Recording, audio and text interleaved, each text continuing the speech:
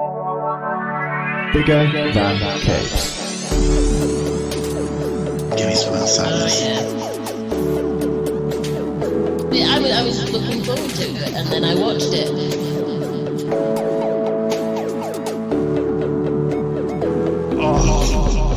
Right.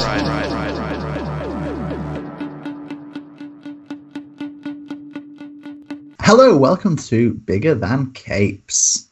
I'm Zach, and this week it's another roundtable, and I'm joined by Angela, Will, and Matt, or Will, Angela, and Matt, or Matt, Angela, and Will. Whatever shakes your boat. Welcome. How is everybody? My boat is shook. I don't know what that means. I'm trying to get over that introduction. That's where I am. Yeah. What is the phrase I wanted? Whatever. Floats your boat. Yeah. Floats your boat. Yeah. You know what they say? Don't rock the boat, but if you are going to, shake it. That's what they say. This has been an incredible first minutes. I'm having an okay. Good episode, everyone, and we'll see you all next week. Yeah. And remember, So Zach, what are we doing this week? This week we are going to be talking about alternative superhero universes. If you've been following our website, biggerthancapes.com, or our Twitter, @biggerthancapes, or our Instagram, @biggerthancapes, or our Facebook, Bigger Than Capes, we've been doing a few little articles, or epically long articles also available about alternative superhero universes, and we're going to round those up a little bit and really dig into the deets of all that stuff. I know it's something we're all quite into, I think, and that's fair. Absolutely. Yeah. So, we're going to really crack open the less known superhero universes. Yes. I'm already having fun. So, before we get to our favourite or not favourite, before we get to the superhero universes,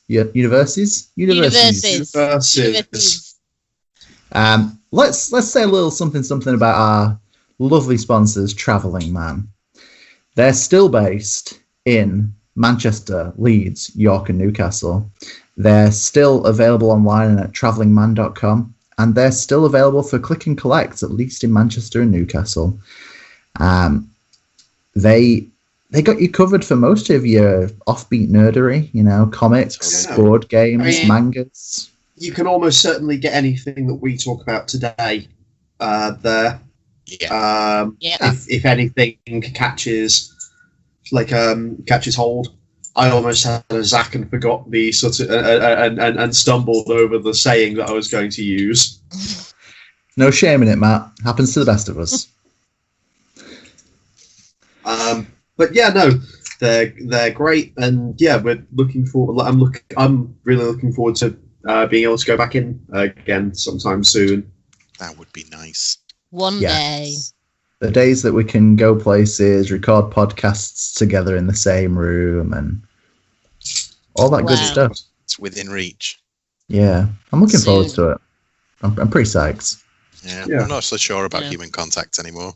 I saw some people on an old TV show sitting too close together, and it made me really uncomfortable. It freaked me out. I saw that the other day, and I was like, no, step back, social distance, please. I was just like, please just if you don't care about each other, at least care about yourself.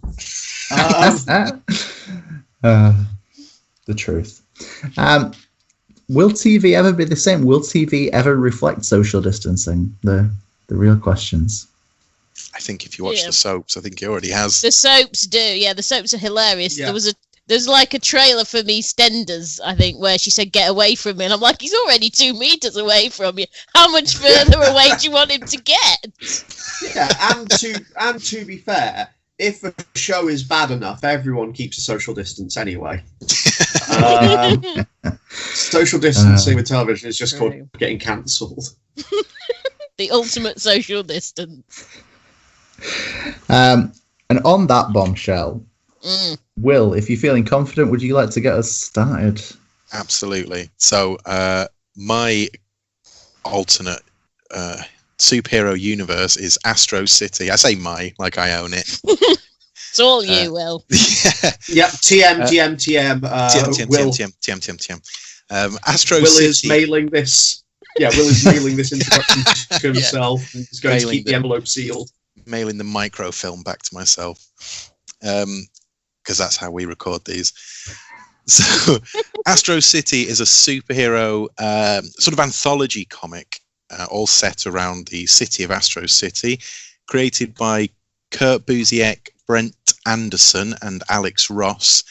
It sort of homages the golden and silver age of comics and those sort of characters, but tells stories across a long period of time in sort of Astro City's history and all the various heroes that come about in that time frame. Yes. Thank you. Correct. Excellent. So, like, I don't have much experience with Astro City. It's like the only one of these that I've only read a tiny bit of.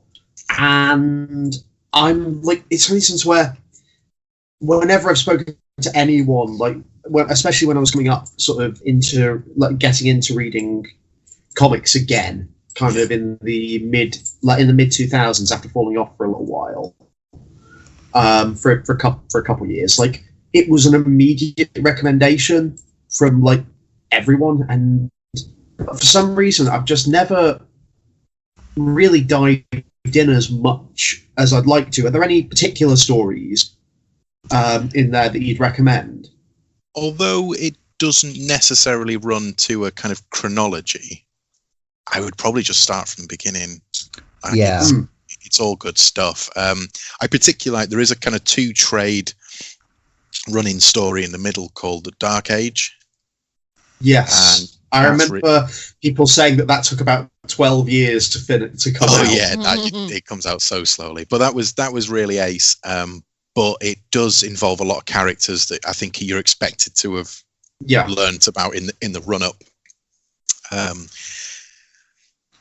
I really like how it takes all of those kind of classic concept characters and tends to put them in these sort of one-shot little ideas. I thought that it's kind of like, what's that Superman Alan Moore issue for the Man Who Has Everything? Yeah. And it's kind of that one-shot issue that has nothing to do with the broader continuity, but tells you something about the characters without it being all punches. Astro City just feels like a consistent comic of that kind of storytelling. It's like disseminating the heroes. Always tells you a story that tells the audience something about that character. A lot of the time the viewpoint is from just citizens of Astro City, just the people watching the events take place. Some characters exist for an issue and then are gone and they just never come back. Some is set really far in the past. Some is set in, at least when it's written, modern day. It's rad. It's just got everything you would want in a superhero universe. So it's a lot of like high concept dissection, kind of the premises, but in a kind of Silver Agey type of way. Like it's still fun and bombastic. It's not very serious and grim. But it always presents you a story that gives you just an insight into the workings of AN character. I think it benefits massively, and we're going to touch on this with a lot of the stuff we talk about today. It benefits massively from not being tied down to what's a more mainstream universe would be. I think the fact that it's Silver Age characters cut free from the kind of Silver Age baggage is one of the biggest strengths of Astro City. I think the fact that you can tell us stories that are essentially about Superman, but without the problem of having to worry about Superman or any of those kind of things. I think that's something that is really good, and I think it's good for it sounds dumb, but it's like, yeah, that whilst one of the strengths of something like Marvel and DC is the history, I think when you bail on all of that and have just freedom, you can ultimately tell any story rather than worrying about telling stories that make sense in 60 years worth of continuity. I think both have their strengths. Like Astro City only really works because of the original, more like po-faced versions of these, I think, that are kind of concentrating on continuity. So it has to have that to bounce off it. Yeah, and I think if you read Marvels, which is also Kurt Busiek, you kind of see the opposite side of this coin, because it's a dissection of, maybe not even a dissection, but it's a retelling of all of the Marvel universe. But I think by comparison, you kind of see the benefit of history in Marvels versus the benefit of not having that history to draw on in Astro City. I think Astro City has a long continuity, but told over a relatively short period of time. So it goes back to the past, even to the point of when Astro City was first kind of settled, and the original heroes that came up then, all through the kind of era of Prohibition and American jazz, through the 80s, all the way up to kind of present day. But it doesn't. It replaces those heroes. Those heroes come and go.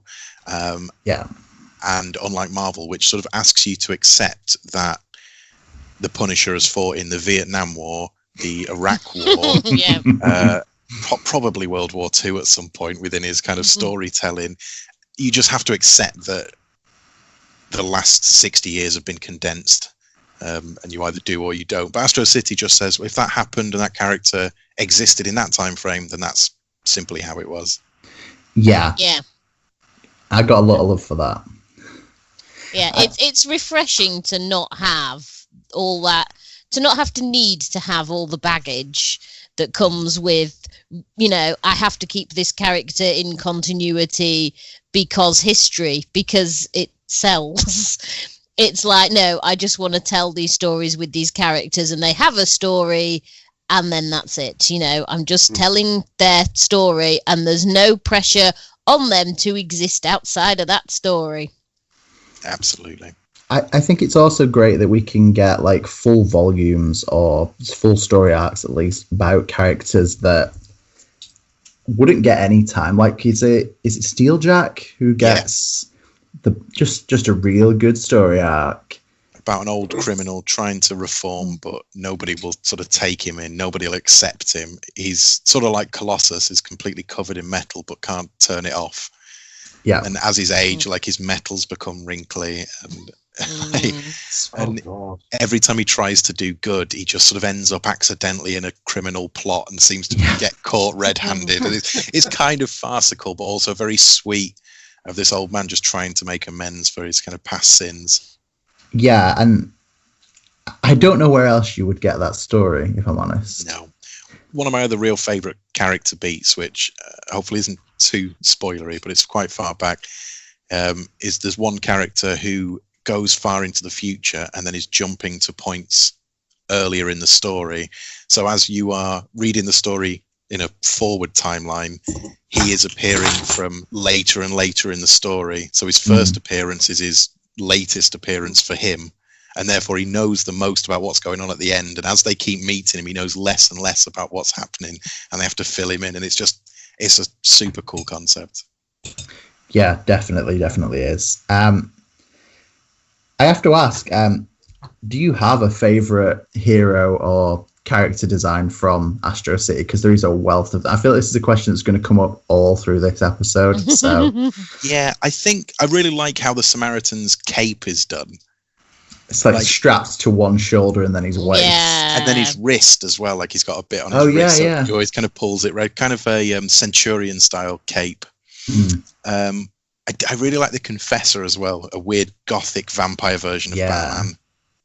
I was going to go Confessor and Hanged Man, which I think both of which are incredibly like goth of me. So I'm sorry. Hanged Man's really cool. I tell you, a design I do like, which is sadly a bit short-lived, is the Mock Turtle, who makes his appearance in Steeljack's story. Yeah, and his design is awesome as well. But the Alex Ross covers and all of these characters in like full painted covers are just exceptional. Yeah, I don't know if it exists. It should exist. There should be just like an Astro City book of all the covers, like an art book. Yeah, that might be what you would call it, Angela. But I your opinion. Yeah, you know. I do feel like I have an obligation to mention. I have a friend called Richard, right, and he recommended Astro City to me every single time I saw him for what felt like a couple of years. And I had this great moment where after like not reading Astro City, where I finally got to go, man, I've read Astro City and you're right, this is like the best thing. So yeah, I think, shout out to Richard. He runs one of these like podcast, YouTube, Twitch show things. Whatever this is, called the D20. Yeah. Called the D20 Future Show. So if you're a D&D kind of RPG kind of person, check that out. And his opinion on comics are all right as well. I guess. Whatever. I just remembered Looney Leo. Sorry, before we move on. a cartoon lion mascot who comes to life and runs a nightclub. God, that comic's good. Yeah. I was told that there's a character called G-Dog in a later one. Like G-Dog's the best. Like a corgi, and that looks cool. That is superb. That looks like a really good design. It's got a bit of a like real sentimental tearjerker moment in that story as well. Yeah, it has a dog in it. Of course it's going to. Is it going to make me cry if I read it? I don't think full on weeping, but you might shed a single tear. A single tear, but just leave it to run all the way down. That type of crying. Dramatic tear. But if that hasn't convinced you to go read Astro City, then fair enough. Everybody's entitled to their opinion. It's wrong, but you're entitled to your opinion. Yeah. So on that note, Matt, do you want to tell us about Black Hammer? Yeah. So, Black Hammer. It's by Jeff Lemire and Dean Ormston. It's basically it takes a group of 6 characters, sort of from pulp, sort of EC type comics and Silver Age period comics, and about 10 years ago there was an event where they battled against the anti-god. Oh yeah, they did. In a crisis of indeterminate length. And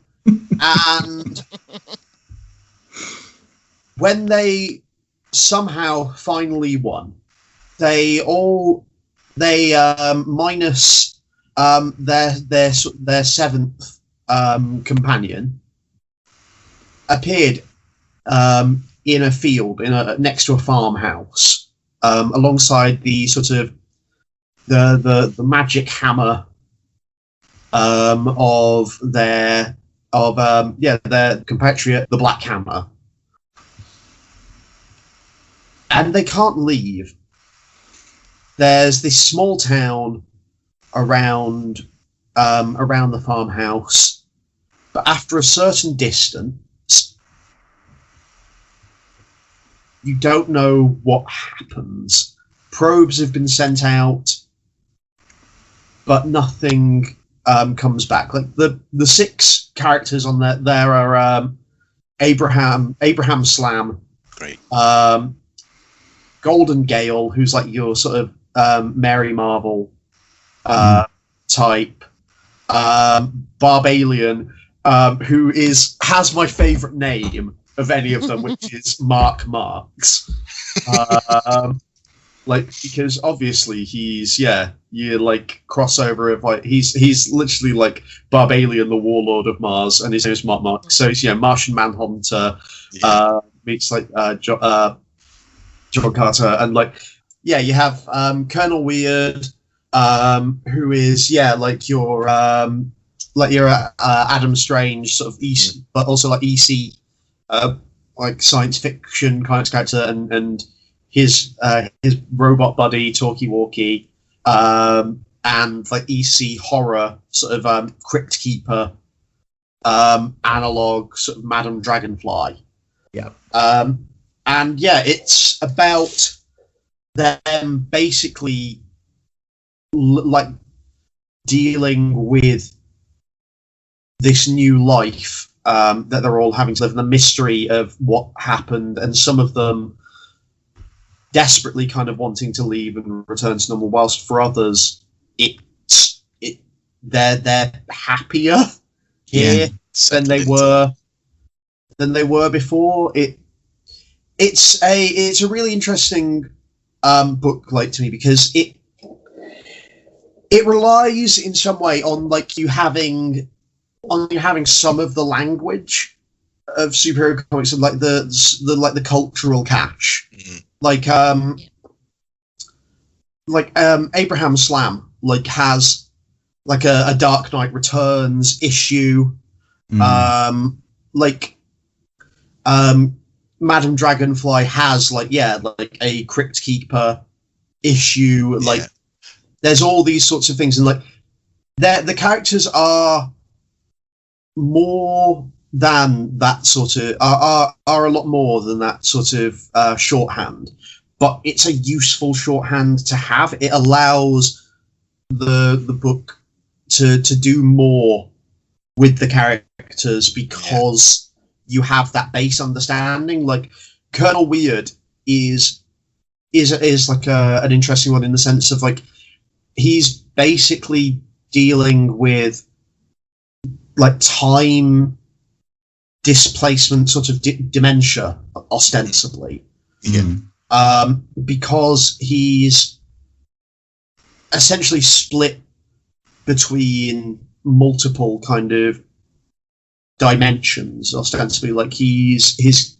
consciousness is never sure quite which one he's inhabiting at any given time. Yeah, where or when he is. Yeah, like Golden Gale, like is stuck now back in the body of that she had when she was a child. Like she's been aging backwards, ostensibly, like after a certain point, using her powers, and like is stuck back at this. And this is just a side thing, but I love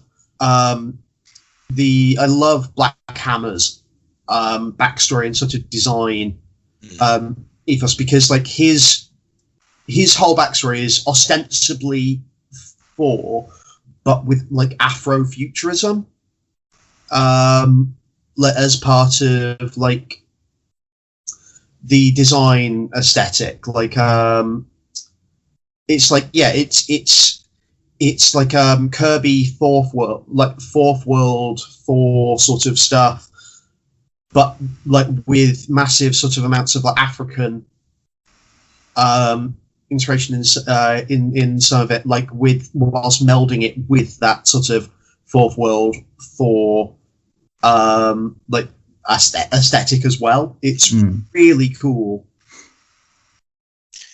I think while the similarities of both Black Hammer and Astro City sort of relying on those archetypes to play off, I think that they go about it very differently. Yes. Whereas Astro City sort of continues the pomp of the Silver Age, I think Black Hammer embraces the modern age of comics and grounds these characters. As you say, you've got Golden Gale, who is a 50-year-old woman who wants to drink alcohol, smoke fags, and get laid, but she's in an 8-year-old's body and is forced to go to school every day to continue this sort of lie that they're a normal family. Yeah, every year in the same grade for 10 years. Yeah, Barbalian is secretly gay, but sort of can't tell anybody because it's at least is set in a sort of proto 50s 60s age. Where it's a very sort of small town conservative feeling place. I think even in his backstory as well, when he first comes to Earth and disguises as a policeman and eventually makes a pass at his partner, and it sort of ruins his life as this identity that he'd formed. And I think you get these very complicated stories for these archetypal characters rather than it being a continuation of what they did. It's almost like the natural conclusion of where they have to end up. Yeah, and it builds it builds them over time. Like, it fills in gaps in their pasts over time, like with whether it's in the main series or in the various mini-series that came out, like, and in some cases it's just like it'll be like there was Dr. Star and the Kingdom of Lost Tomorrows, which I liked quite a lot when it came out, just because I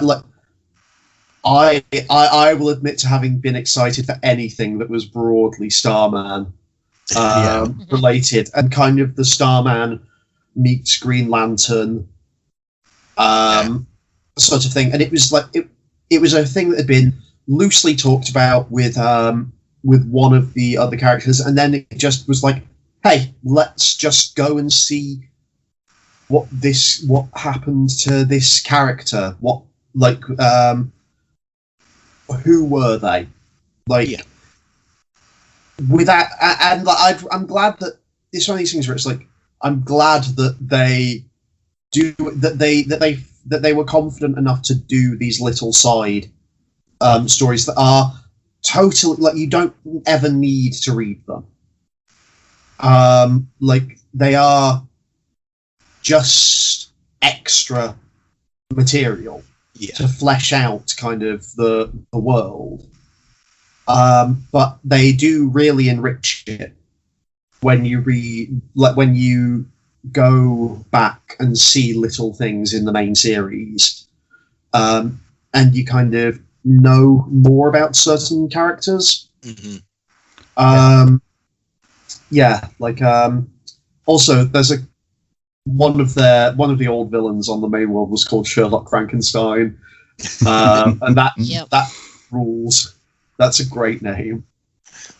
But as you mentioned, Dr. Star there, who has had to be renamed Dr. Andromeda. Yeah, in the most, like, let's homage comics way, there was a legal battle over a name of a comic book character. Yeah, which I think is incredibly apt for a comic homaging old superheroes, to have a kind of Captain Marvel style. Oh yeah, legal tussle. Captain Marvel, Superman. Yeah. Thing as well. Like, yeah, there's all sorts. I love it. And yeah, it unlike with Astro City, like they're both books that dissect these characters, but like whereas Astro City is these anthologies, it's like this anthology where it's like lots of shorter stories, like you were saying. This is a more with occasional steps outside of the main story. This one tends to run as a whole. Yeah, there's always a central mystery of why are they on Black Hammer Farm? How did they get there? Why can't they leave? And that is the driving force at the centre of the book, isn't it? But you just get all of these satellite stories around it. Yeah. I think there's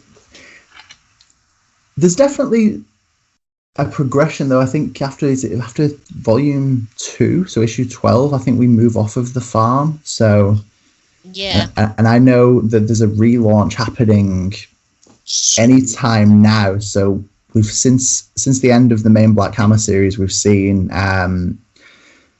is it Skull Digger and Skeleton Boy? Yeah. Colonel Weird Cosmagog, Barbalian Red Planet. I'm not sure if they're out yet, but Black Hammer Visions was supposed to have started. Yeah, we are a couple of issues into Black Hammer Visions, I think. And then I think Visions Black 2 Hammer is out soon.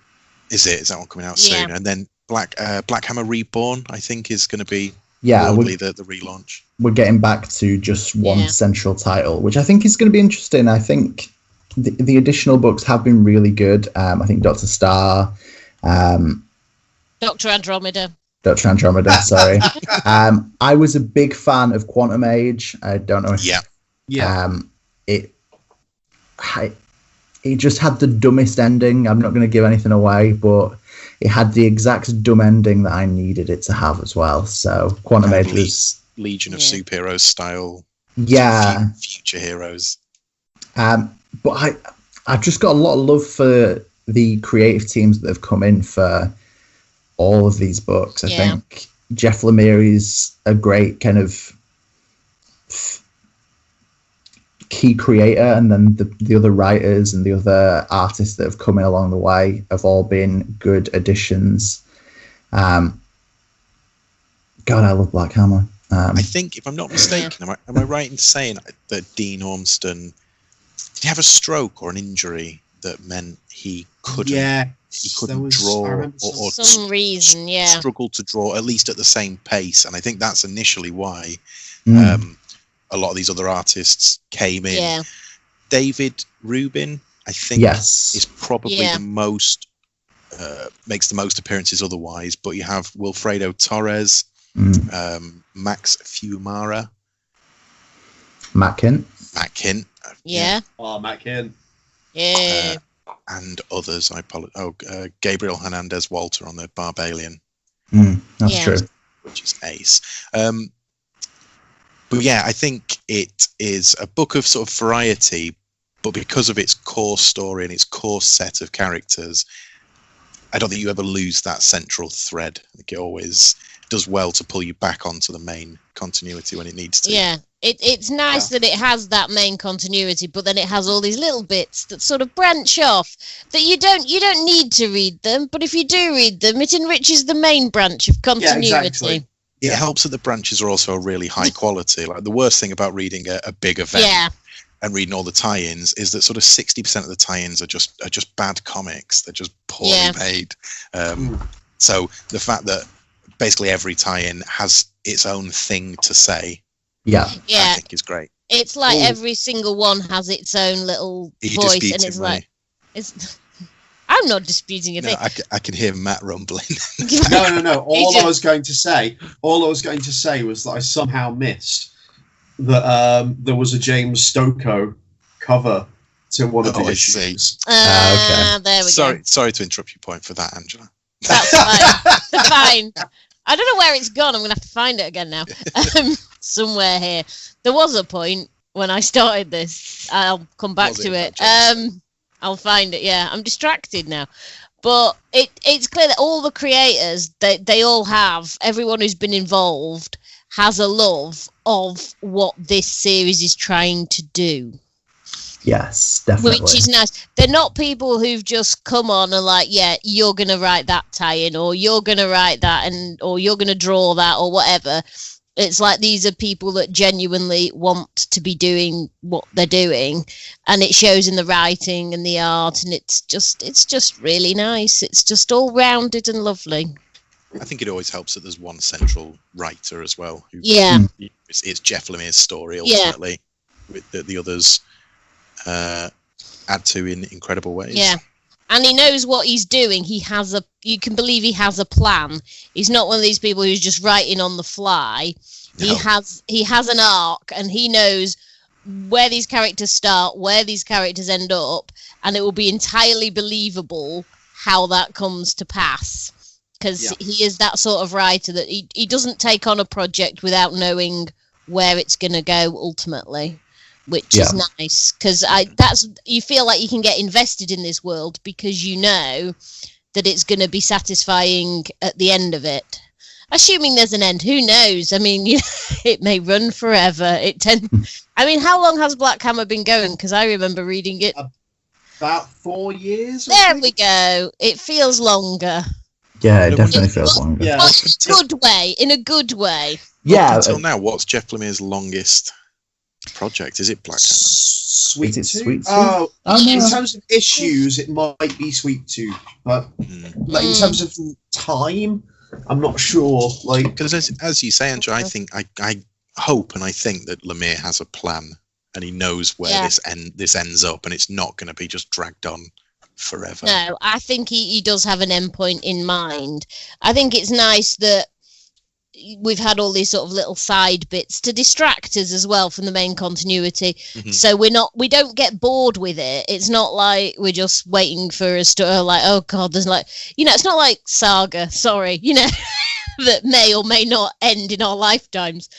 But it's nice to sort of have that, because it always feels fresh when you come back into the main continuity. It still feels fresh, but it does feel like there is a journey involved, and ultimately these characters will have an ending, whatever that may be. Wunderbar. Good hustle, guys. I like it. There you go. so crossover, Zach. Crossover. Yeah. A returning book from an earlier episode. Yes. Yes. It was another roundtable. But not an episode of this podcast. No, an episode of a different, strange podcast from another world. So A different universe. Crossover is the newest of comic book universes that we're going to be covering today. So starting at the end of 2020, Donny Cates and Jeff Shaw launched their new Image series Crossover. It's the story of a small town in North America that is essentially the location of a comic book summer event in which comic book characters of all kinds suddenly start bleeding into the real world, and hilarity ensues. So that initially is kind of the premise, and obviously with it being the world of Image, there's kind of a lot to draw on, because Image have got quite a wealth of characters, you might know. And then we're kind of told that a bubble is placed around this town by a comic book wizard, which is one of my favorite swerves in possibly comic book storytelling ever. So we're told that a wizard has chucked a bubble over this town, and all the comic book stuff is in there, and the rest of the world is kind of some people are in support of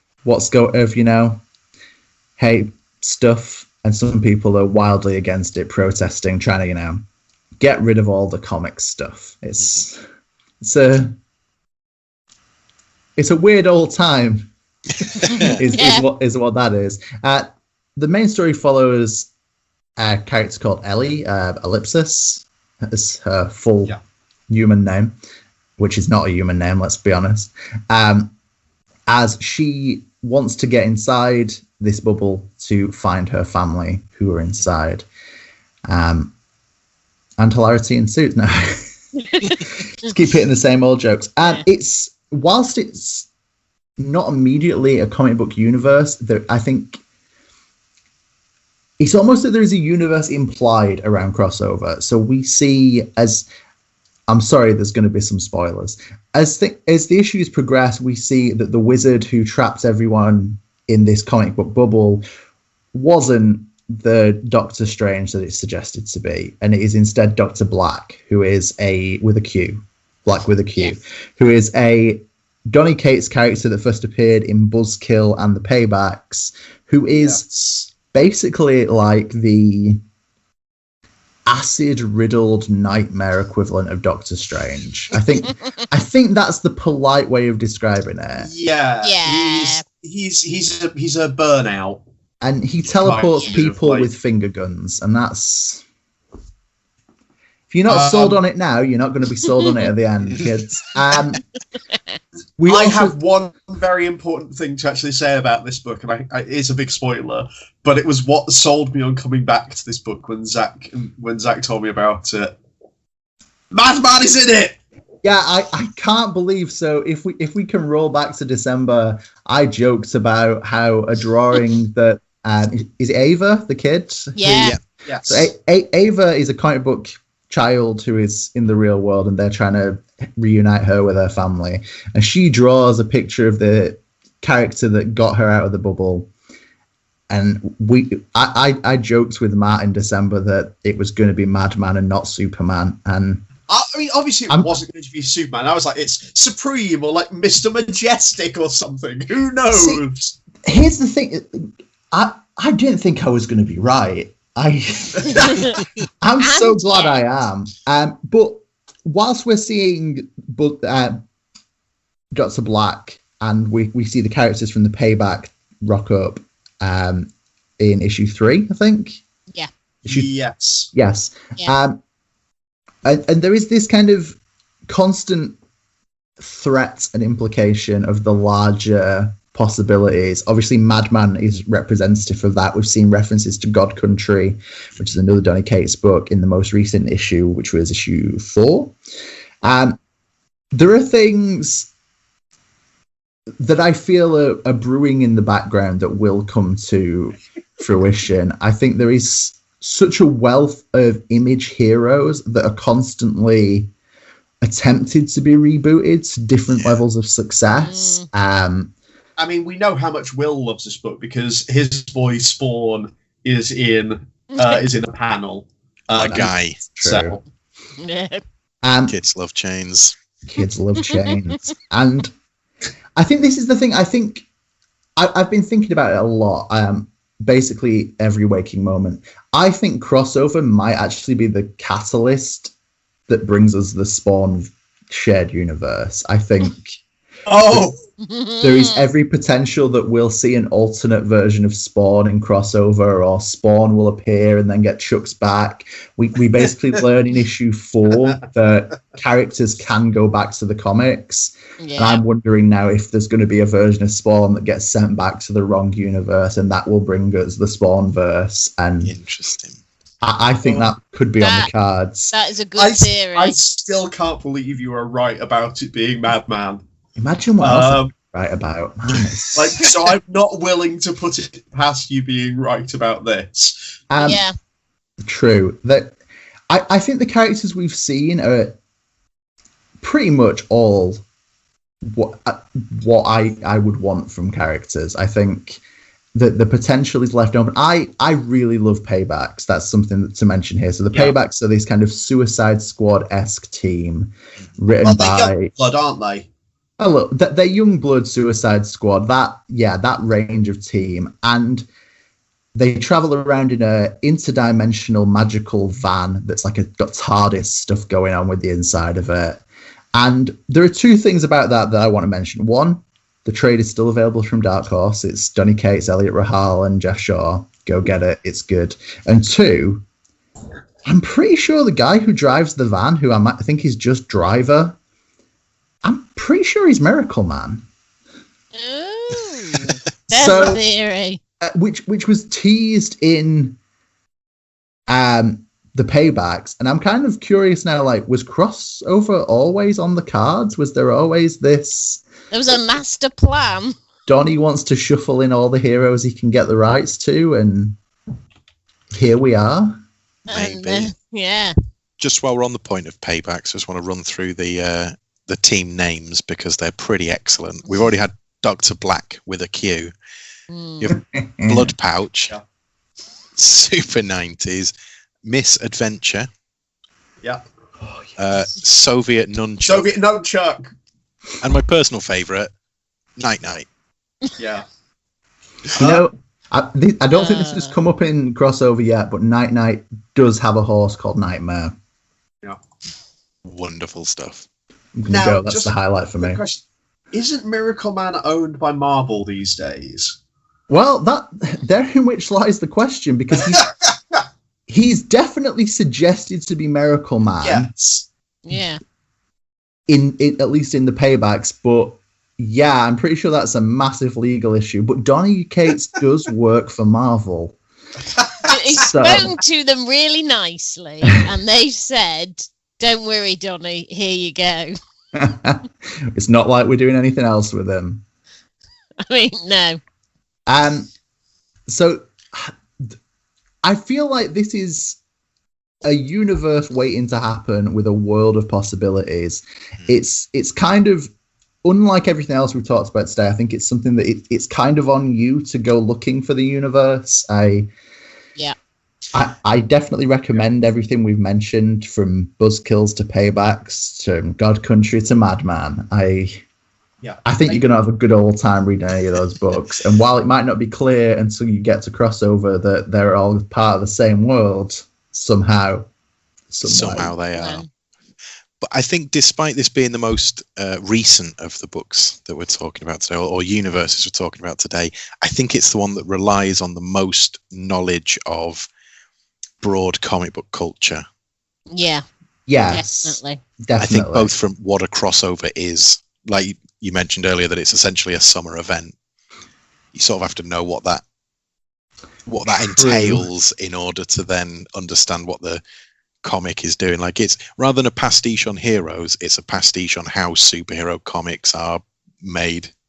Yeah, and I think whilst every other universe we're talking about today you can kind of start with, I think this is a book that this probably can't be your first comic, unfortunately.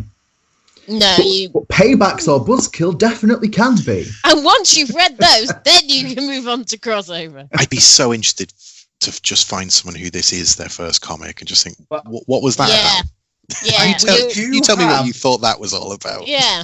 We do have a new person at Comic Book Club who's read very, very few comics. Yeah, let's get Crossover under his nose. I'll just dump the issues on his doorstep and just wait. Can you imagine somebody without that background knowledge seeing that picture and thinking, "Oh man, Superman's going to be in this book," and then Madman, and then they open, then they change to open the page, and Frank Einstein shows up.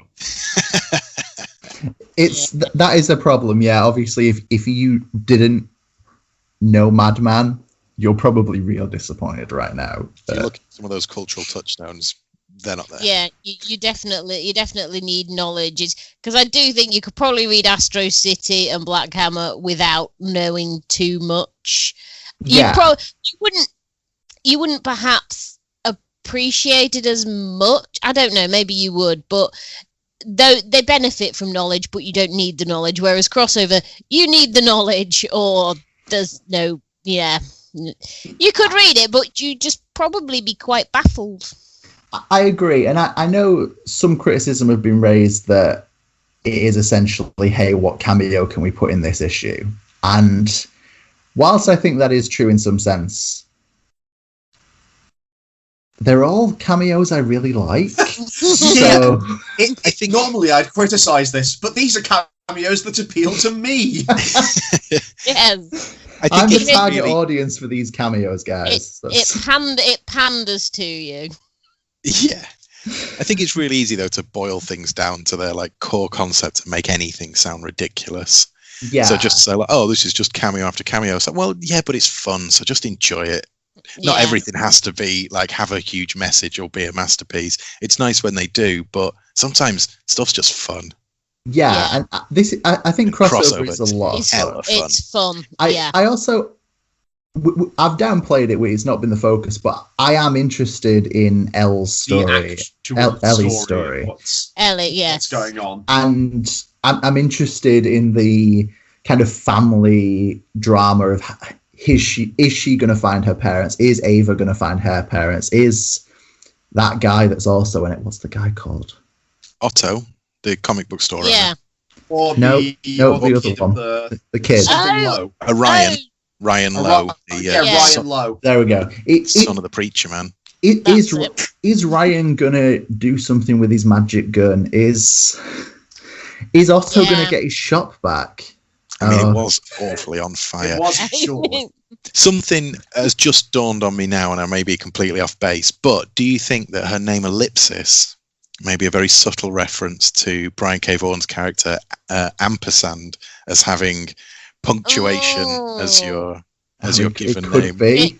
could well be a Also, very subtle reference. This is something else, but a question that Ellipsis does raise. Well, no, a question that's occurred to me because of Ellipsis. If she can get away with just wearing a domino mask all the time, just like, why can't you? Yeah, can I do that? Yeah. Because Do you think you can get some with prescription lenses in? Oh, that would be great. Yeah. That'd really confuse Perfect. people at work if I had like prescription domino masks. When you go into Yeah. Specsavers and say, "Can you make these bulletproof?" But like, yeah, I'm really Seriously. worried about being shot right in the eye. I mean, yeah. Need the best So yeah, protection. legit question. Can I get away with just domino mask and hoodie all the time? Because I think that might be my Well, fashion. I'm I going to say think yes, but you'll that's- never know whether that's just me setting you up. I think it's all down to you, Zach. You'll never know until you try. Yeah. Um, Personal choice. Swagger. And we'll make sure to take lots of photos. As long as Though, there to are be fair- pictures. To be fair, everyone's wearing masks at the moment, so you Double wouldn't stand up, out. baby. Yeah. As I've previously mentioned with Will on the Shadow episode, I did try to make the pulp detective image work for me in like about 2015, and I'll tell you that. Oh, didn't that go was great. way So- later than I thought you were going to say. Yeah, it was. I thought you were gonna say upsettingly In recent. high school. No. High school, I had many phases. The longest running was I just tried to be Raven for a Oh. while, and I went to school with a kid who, shortly after The Matrix, just spent the next 6 years as Neo with his long leather jacket. I mean, I have the long leather jacket. It was Of course you essential to the pulp detective character I portrayed. Yeah. However, I did get it in about 2004 because I was a huge wrestling fan, and The Undertaker is hella cool. not as cool as Raven though. No, I think my sitting around sixth form wearing a leather jacket with a flannel shirt tied around my waist, just sulking was. saying quote the Zach Nevermore. It wasn't a hit with the teachers, but I'm pretty sure I was cool. Yeah, you sat there. Secret. You refused to wrestle.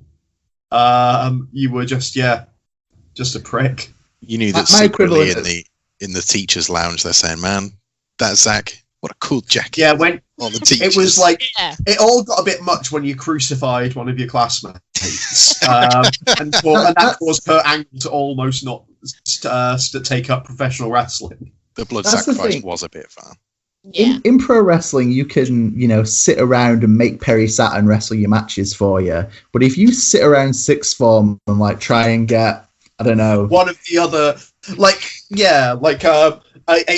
and get one of your mates to do art class for you. prodigy to do art for you. Yeah. yeah, didn't really work that way. Yeah. They didn't want to do the art because they weren't going to win a championship, and the teachers wouldn't accept that was a substitute for me. And the worst So, yeah. part is, like, I doubt that the kid you asked could have put your teacher in the rings of Saturn.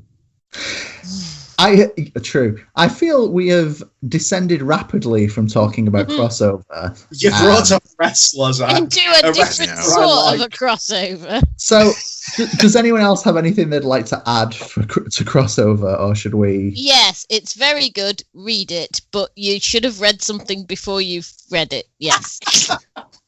Nailed it. Spend the Yeah, next like 15 I years say, catching it's up the- on comic book history, and then It's And then you're good. Sorry, it's the newest of the books that we've got, and like it's got the most sort of like I put it as like a qualified recommendation of like I don't know really where it's going yet, but like it has the potential to be very, very good. So my only question is, maybe the opposite is true of what we said earlier, and I think for some people you are going to come to crossover, and maybe you're coming from Donny Cates' other work, and you know what? Maybe this is the book that makes you want to go and pick up Madman, and maybe this is the book that makes you decide that you do want some Spawn, or you do want to check out Glory or Supreme if you can find it, or other books from Image past. Maybe this. So yeah, maybe this is something that's gonna hook you into the larger world of Image heroes. Oh, Zach, when they have like the crossover with the Brandon Graham version of Prophet, that's when we know that this book was meant for me, because it's got Madman and Prophet in it. That's gonna be top tier. I am surprised we haven't seen more of like the original 90s roster, like Wildcats, Youngbloods. This is something me and Angela have touched on actually recently. Yes. Is not in any recorded format, but I'm not sure if Rob Liefeld has perhaps fallen out again with Image. Oh, with everybody. Yeah, because yeah. Is that why he started pandering up to Marvel again? Maybe because I went looking for 90s Glory and 90s Supreme and all these 90s Rob Liefeld characters on Comixology. I don't. It's a long story, and they're just not there, and neither are the modern equivalents. You can't find Glory. Oh, that sucks. The modern ones are great. Yeah, so those things aren't on Comixology right now, and they're not anywhere in print. So I don't know if maybe Rob's fallen out with Image again, or something's happened with the rights. But I think that might unfortunately be a restriction. Savage Dragon, though. Fill your boots. I think, as always. Part of me thinks that Image clearing their 90s output to make it unbuyable is maybe just them saving you from yourself, Zach. I'm not going to lie. When I realised that the only way I can read the 1990s run of Supreme is to buy it in single issues on eBay, there was a little glimmer of absolute relief. Like divine intervention. If I was to start, having some kind of religious beliefs, I think that would be it. That somebody somewhere went, absolutely not. No, Zach does not need 1992 Supreme. Let's just. What the Alan Moore run is? Matt, I've been looking at it. I can get that. I can get the first couple of issues of it in a bundle with the first couple of issues of every single Image book Alan Moore took over for about 13 quid on eBay. And I say this not in anything but the truth. It is some of the horniest singles covers I have ever seen. I am looking some of these up right now, and you might be right. There's a lot of vascularity. That's such a good word. And very 90s. Just look in your spare time. Don't tell anyone you're doing it, and I mean, whatever you need to do. Yeah, it's on a podcast now for the world to know about Zach's problems, but Don't do it, kids. Back to Will then for Invincible. Okay, so the next one we're going to talk about is the Invincible universe, which is written by Robert Kirkman of Walking Dead fame and originally by the artist Corey Walker, but has majoritively been drawn by Ryan Otley of recent Amazing Spider-Man fame. It follows the story of Mark Grayson, who is the son of Omni-Man, the Earth's sort of greatest hero, and it follows his life as he sort of learns to get powers and becomes part of teams and has a family, goes through lots of twists and turns, but it is one long, continuous story, really just about Mark Grayson and his lifetime as a superhero. That was incredibly concise, considering how I described Crossover and how Matt described Black Hammer. Well done. Yeah. Thank you. Discuss. So, like, one of my I've said it to you guys before, but like one of my favorite descriptions I've ever heard of Invincible is that it's Spider-Man as Superman. It's like your sort of Superman level sort of power, sort of alien on another world, but teenage problems, school sort of friendship groups, and stuff and family problems, and stuff.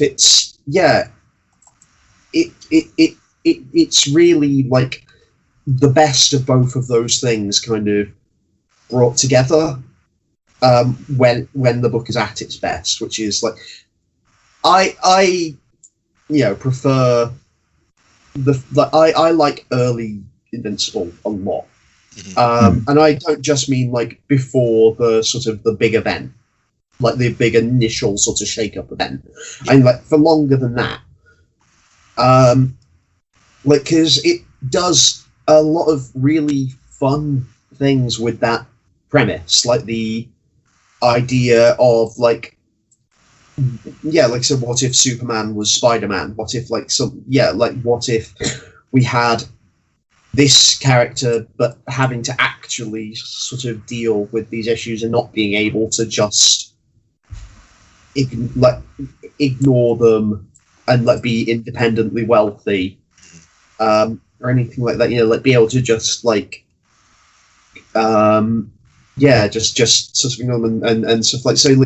There's all sorts of fun stuff that goes on in those first 7 or 8 volumes maybe of Invincible. It's still good after that, but it begins to feel like a very different book, and that's not a bad thing. The book does evolve. See, I think that is its strength. I like that concept that you get those teenage years, you get that kind of Spider-Man in high school dealing with powers, and then once that's done, it just keeps going, and he grows up and he becomes an adult and he starts a family of his own, and he has bigger and different problems. I guess not bigger, that's unfair, but he has it is bigger problems, and it's about, as he grows up, about looking for more systemic ways to change things, and actually that becomes a big thing later on, is about addressing the problems at their core rather than just punching your way through them. I would say that of the books we've spoken about so far, Invincible is probably the most traditional superhero comic, in as much that it is the story of kind of origin, gaining powers, fighting villains, and it doesn't do so tongue-in-cheek. Some of the characters are clearly analogues of existing characters, but actually the main cast are relatively unique as superheroes. I mean, obviously being able to fly and punch stuff really hard is pretty universal, but in the most part, they're not direct sort of pastiches or homages. But I think another strength is its permanence in its storytelling, in as much that friends and colleagues will die in the story and remain as such, or relationships become irreparable. There are big betrayals. There's a point where a city is just wiped off the map and everybody in it, and remains that way for the remainder of the story. Nothing is reversed, everything has a consequence. And in something which otherwise parallels a much more normal superhero story, I think that level of permanence feels really satisfying. Yes. Yeah.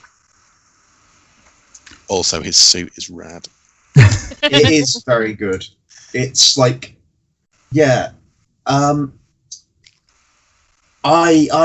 like a lot of the costumes in this. Rex's costume has always been one I've really loved. Hey, you use his full name, damn it. The names are good, we use them. Rexplode. I was convinced that if I was ever going to bother cosplaying a comic book character, that I was going to try and do Rexplode when I was in college, because I started reading Invincible in 2005, 2006, and I was I loved that book, and I loved just so many of the character designs and stuff. But you say, it all comes back to Mark. Like, Mark has such a good design, a great costume. Yeah. It works wonderfully, and there's little things that, like, talking about like the costume and stuff that come up like later on, like when they're designing Mark's suit from Invincible. There's like jokes about things like having these like solar cells on the suit, because like just in case you're powered by sunlight and stuff. It's like, well, I'm not.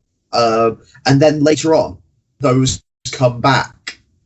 Those are brought back on another character's suit. Yeah.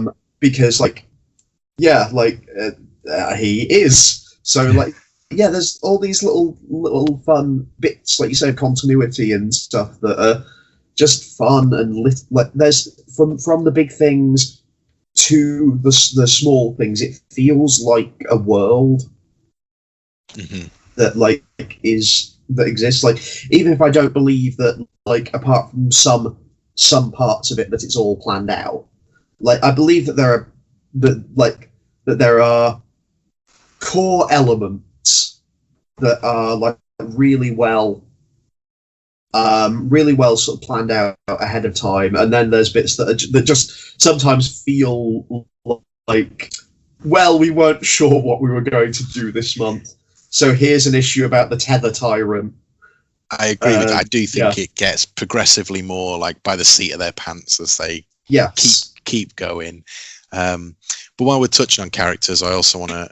This is another book with just some great names. So you've mentioned Rexplode. You've got Duplicate and Multipole. They're like multiplying twins. Multipole. You've got Shrinking Ray. And of course, his first name is just Ray, which is the best. Kaboomerang. And probably one of my favourite characters, not for his name, but he's called Best Tiger. And he's like a Chinese gunslinger. And he wears a bandana around his eyes, and everybody sort of assumes that he's blind, sort of Daredevil thing. And he just says, no, it'd just be too easy without the blindfold. Like, heroing would just be too simple. And I think that character is awesome. You are correct. Yeah. No disagreement. A few kind of spin-off books, didn't they, that I don't think commercially were very successful, but actually some of them are quite a good read, like the Guardians of the Globe. There's 2 volumes of that, and then another 2 volumes of Invincible Universe, which I think is essentially still Guardians of the Globe, but they wanted to put Invincible on it so it'd actually sell. Gotta do what you gotta do, Will. You gotta do what you gotta do. But they're quite a fun read as well. Yeah. So I think that brings us on to our final universe of the day. Make yourself a brew and settle in. Yeah, I've gone and gotten a blanket and a warm cup of cocoa. Right.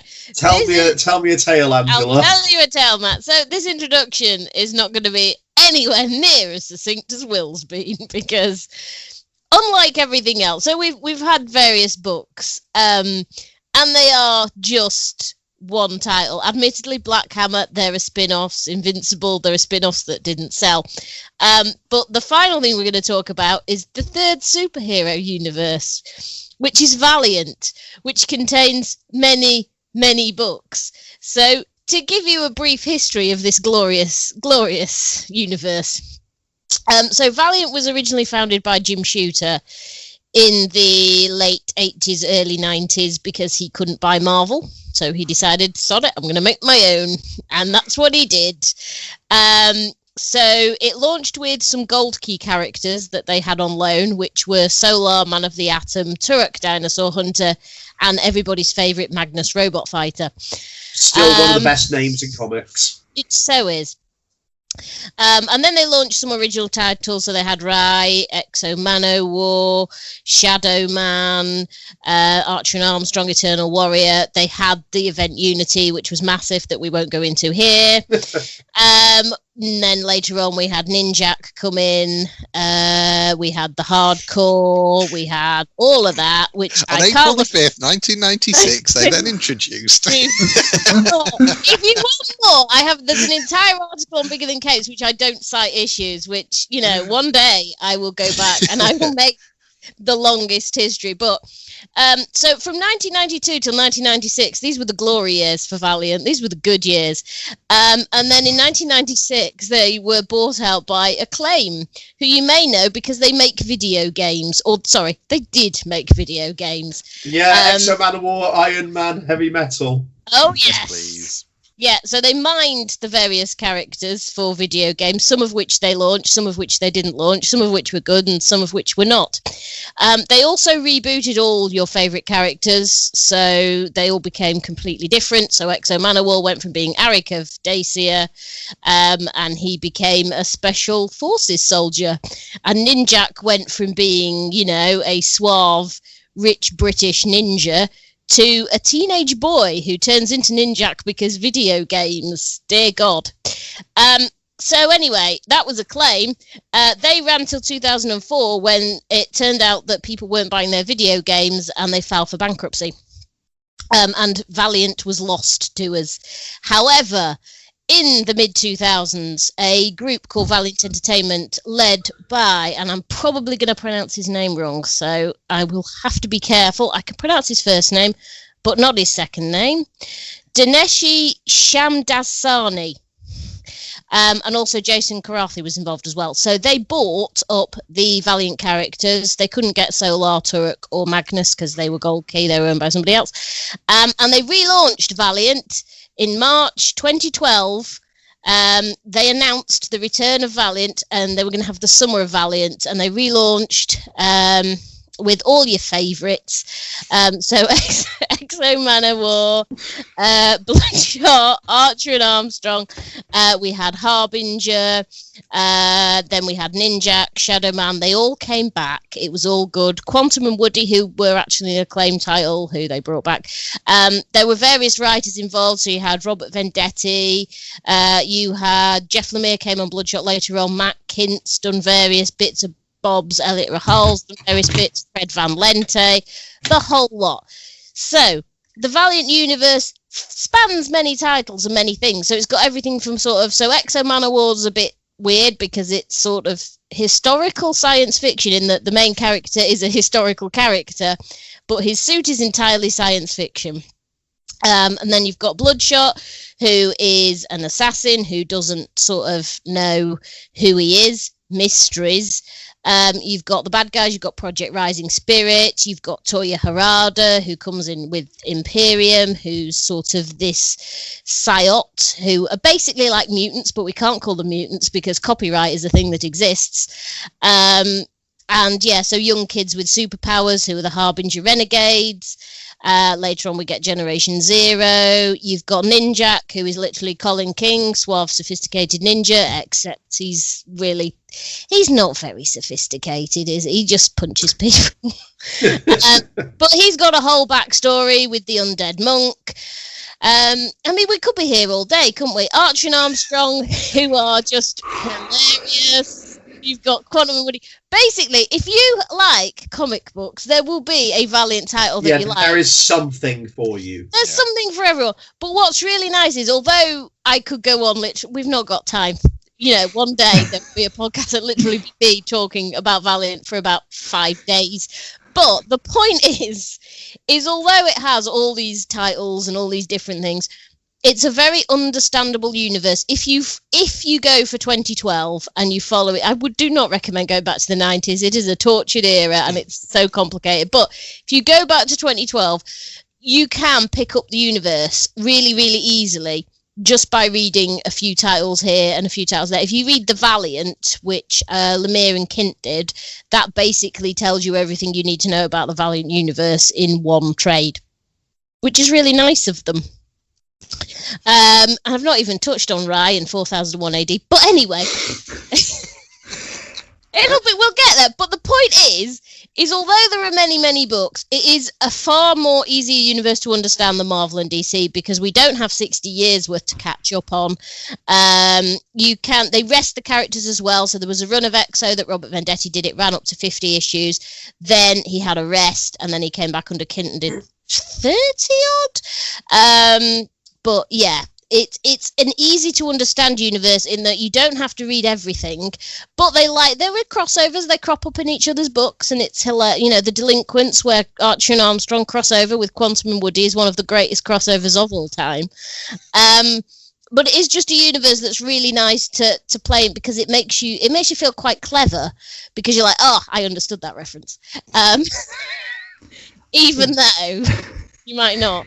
Zach's going to stop me now because we could be here all day. Carry on. Yeah, no, I think you've done a good job of explaining a really lengthy, complex thing. I think you were very right. I think there is something satisfying about knowing that you can pick up every volume of Valiant from 2012 through to now, and you can read everything and you will catch up, and there are enough natural breaks for you to say, hey, I want to read all of this universe. I know I didn't start until probably 2015, I think. So I know at that point I started with Quantum and Woody and never thought that I was going to read all of Valiant. I thought, hell, I didn't even think I was going to read all of Quantum and Woody. I read one trade, and well, here we are. I think I've read. Okay, 2020 obviously threw a massive spanner in the works, but up until the tail end of 2019, I'm pretty sure I've read all of the Valiant. And it is kind of a slippery slope because you start with something like Quantum and Woody, and then, whatever you want, whatever you're interested in, there probably is a book for you. I know I went from that to Dr. Mirage and the Valiant, and then I'm me. So obviously after that, I decided I needed to go to Exo Manowar and start there because I wanted to read some Ninjak, and I knew Ninjak came in an Exo Manowar. Yep. So that makes sense. You got to read Exo to get to Ninjak, and Eternal Warrior comes in Archer and Armstrong, so you need that. And you've got to know about the Vine if you want to read Faith. So that means going to Exo. I mean, I think it's one of those that you don't necessarily need to. Yeah, I think if you picked up Faith as your first book, it's a joke as much as anything. It would at least make sense. I started in, I think, what you would expect, really, as I got a trade of Exo, Harbinger, Bloodshot, and Shadow Man, I think, as my first 4, just to get a kind of taste of all of the bits. I think Harbinger was my big hook. Okay. Because I love me some sad comics, and Harbinger is full of the sad. It is true. Peter Stanchek, the sort of protagonist, I guess, of the overall Harbinger thing, is just a real down on his luck schmo, isn't he? He never.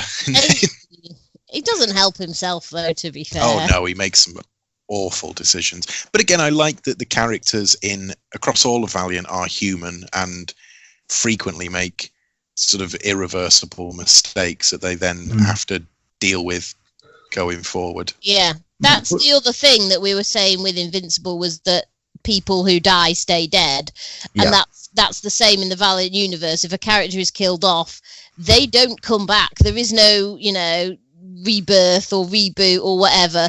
What happens. You can't go back to that, much as I would like to, because Generation Zero were robbed, man. I got into it with really shortly into the relaunch in 2012 with Archer and Armstrong. Because of my personal enduring love for Fred Van Lente. And in particular, it was him coming off of doing The Incredible Hercules. which was like a book with a similar sort of dynamic. So I was like, even if I hadn't been kind of excited by knowing that some of these books were coming back with new teams, knowing that Van Lente could write that particular sort of style so well made me really excited, and meant that like I had a good sort of base to launch off of, to get into the rest of it. Like Archer and Armstrong got me to, like we were saying before, like got me to, when the series came out, like read The Delinquents and stuff, and then go and read like Quantum and Woody and all that sort of stuff. Like, so there's always, like we were saying, just these great places that tie everything together that make you that give you a really solid foothold to get into another series. Yeah. Sorry, Angela, you go ahead. I started with Archer and Armstrong. I can't remember where it was. All I remember is I saw a cover with a dinosaur on it, and that was me gone. I just went, yes, this is the book for me. And then I discovered, and then there were sort of references, and I was like, oh, I need to find out more about this. And then I ended up binge reading pretty much everything up to that point. Yeah. It was probably about 2014, I think. 2013, 2014. But there wasn't a lot to catch up on at that point, so it didn't take me very long. But yeah, it's weird because one of my favourite books then turned out to be like Bloodshot Salvation, which is a completely different tonally to Archer and Armstrong. Yeah. But I like so good.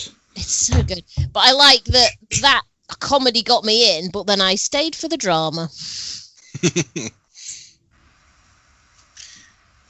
I think despite it being about, ancient warriors in alien armor and unkillable soldiers full of nanites and people possessed by the lower of a sort of voodoo spirit, despite all of that, I think it tries to play it off as grounded as possible. I think Marvel always went by that thing about the world outside your window. But I think Valiant goes one step further than that and at least plays it off as being, what would the world be like if these people were in it? Yeah. Yeah. What would our world be like with these people in it, rather than what would a world be like with these people in it? Mm. And I think that works to its strength as well. I think that gives the stories a bit more relatability sometimes. Yeah. Yeah. That's definitely true. I do feel like, to wrap up, because I think we're all going to have different answers. So for each of us, if you had just one, or maybe two, I'll allow two. I have two. Starting points for Valiant. Oh, what would they be to recommend? Well, I think my first would be Harbinger 1. Like, I think Harbinger itself is a decent series, but then also leads into Imperium and the life and death of Toyo Harada. I think Toyo Harada might be my favourite character overall. So I think that gives a big lean in towards Harbinger. Yes. So that's my first choice. I'm going to mull over the other. Sorry, Angela. Go on. I'm gonna mull over my second choice, but my first choice is going to be the Valiant, because it's all there in the manual, as they say. Because that does sort of tell, if you don't like the Valiant, you probably won't like Valiant. That is a valid statement, I think.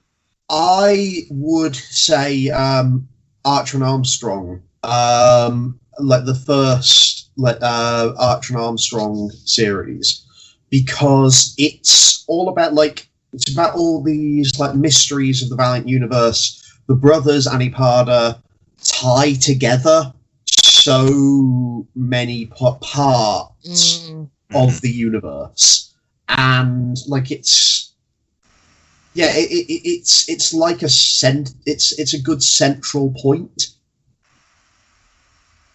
And then I'd have to think on my second for a second. So Zach, what's your first? My first, quite predictably, would be Quantum and Woody. Yeah, whilst I don't think it's the best Quantum and Woody run, I would recommend starting with the 2013 James Asmus.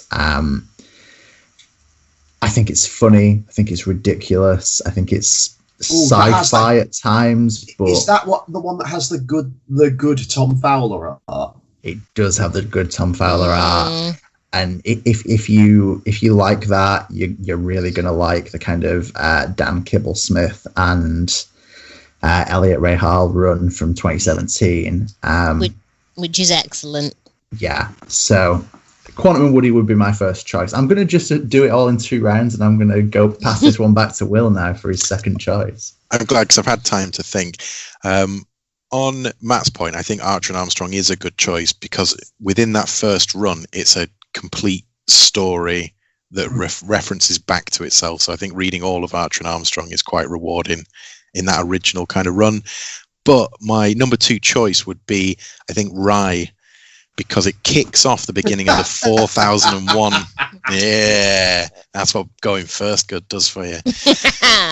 It kicks off the sort of 4001 timeline of Valiant, which is, barring a few exceptions, pretty independent of everything else. It has its own set of characters, its own set of kind of spin-off books. And like I say, there are some cameos here and there, but mostly you can read Rye without having any prior knowledge. Yeah. Thanks, Will. Yeah. Good luck. That's what I was going to say. Yeah. Well, Matt picked my second one anyway, which was going to be Archer and Armstrong. So I think we're in the same boat here. I mean, you can echo my. I'll echo it because. See, these is I really love Bloodshot Reborn and that whole run, but I think that benefits more from already knowing the Bloodshot backstory. So, or at least knowing the Valiant. Yeah, at least knowing the Valiant. So, yeah, I mean, Archer and Armstrong have got... Because we didn't mention Ivar Time Walker, which we should, because he has a book and it's excellent. Yeah. But, yeah, you've got Eternal Warrior comes in, Ivar Time Walker comes in. They meet people. They go places. It sets up stuff that appears in other books. So Archer and Armstrong is really good as an introduction, so I can echo Matt on that one. Yeah. Because I mean, Exo Manor War was the first one, but I read that pretty late on. I didn't start with that one. And I don't think that Exo, although he's like the headline character, you know, he's the one they brought back. They got more pre-orders of him in the history of the company or whatever. But Arek's a dick. Let's be honest. He's not a likable soul. You just want to slap him half the time. So I wouldn't. If you want to sort of get a flavour of how they relaunched it, then yeah. But otherwise, no. Archer and Armstrong. Yeah. I can't. I've got to say, I'm just going to defend my boy Arek. I'm into it. Go on, Will. Try. I'm not defending his actions. I'm just into him being a dick. He's like fine. Thor, but with more layers. And all of them dicky. And all of them are dickheadish. But you know, occasionally he has a lot of layers. The armor isn't just thin. The armor is and later on, he grows a rad beard. So he does. It's a bit of sadness, yeah. To catch his tears. Yes. Underneath his helmet. So for my second, I'm actually gonna have to echo like the Valiant as a good one, just because like it's not amazing by any stretch, but what it does have is pretty much everyone. Yeah. And even if like a person in there isn't like a featured player, you might see someone in there and just go, who is that? I like the look of them and I want to go and find out more, and there'll be a book for you out there, and you're getting sort of an overall feeling of the universe, like of what can happen in it, and like it gives it's a solid book that has everyone and is therefore kind of like I say a good place to see if there's anything that appeals directly to you and to like your aesthetic. Can I just say, Matt and I have agreed here. This is ground. This is a whole new world. And on this day, the podcast ends. So, Zach, see, I'm going to agree with Will and say his first one again. No, I'm going to go a different direction. Whilst I think Rye and 4001 is a solid call, I did have a few options here. One of which was going to be Secret Weapons. Oh, yeah. However, in the few minutes I've had to think about this, there is one better. So Secret Weapons is a great read, especially if you've read Harbinger and Imperium, but it is a great standalone book as well. But no, it's Divinity. Divinity is... yeah. Divinity rules. I was going to give a shout out to Divinity, but you got there. Divinity is a Russian cosmonaut imbued with omnipotence, I guess. The power cosmic. Godlike powers. Yeah, he basically, to unfortunately have to reference something else, it is the question of what if Dr. Manhattan wasn't a total dick? Pretty much, yeah. So he has these unbelievable powers and essentially comes back from the outer limits of reality to find a world that isn't the one he left. Much like Exo Manowar, actually, in a lot of ways. But in a far less dickish manner. Yeah, and his whole arc, so there's 3 Divinity series, Divinity, Divinity 2, and Divinity 3. They're all very different. Divinity 3 is an event book within itself where the entire world is reimagined in a world where the Soviet Union went very differently.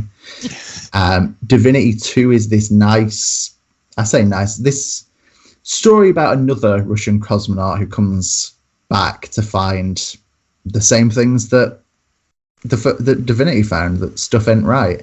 But above all else, there is a Divinity 0 issue that came out after Divinity 3. It's probably impossible to get.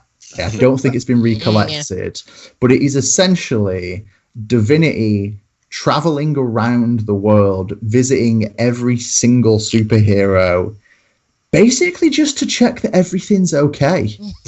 And it's an intro to, maybe not an intro, but it introduces and shows you the entire Valiant universe, whilst just being quite a nice read. So Divinity in general, but Divinity 0 is just 5 stars. Yeah. It's a good shout. Yeah. So I think we've nailed it with our Valiant recommendations. Absolutely. It is. And sorry, I was just going to say you can get Divinity 0 digitally, and it is part of the deluxe triple Divinity edition. Okay. If you want to lay down some big books on the big book, which if I ever open a shop is going to be my slogan. Drop the big books on the big book. Then yeah, you can get it in there. That is good to know. I'm glad I haven't just recommended something that is ultimately unattainable to the general public. Yeah. And Zach, maybe we should tell the people about where you might be able to buy all these recommended books. That's right. You might be able to buy all these recommended books at comicsology.com. No, UK for those of you not also based that, in yeah. You can pick up a good chunk of these books at Travelling Man. Probably not travelingman.com, considering we've gone quite obscure with some shouts, but call them or email them. They can probably figure some of this out for you. I hope. We've gone for some real deep dives today, but we've also gone for some stuff that is relatively mainstream. I feel like Invincible is going to get a new print any day now for the accompanying the TV series. Yeah. Yeah, I think most of this is readily available in one form or another. Also, another shout out to ourselves. Good job, guys. For biggerthancapes.com. Head over. There's going to be more articles on alternate universes. As long as we can think of stuff we know about, I guess we'll be writing about it. I stand by those statements. So this is the bit where I normally say that, you know, we've been bigger than capes, but we've really not proven today that comics is bigger than capes. We've just obsessed over capes. So Invincible doesn't wear a cape. True. His dad does, though. Yeah. So we've been than capes.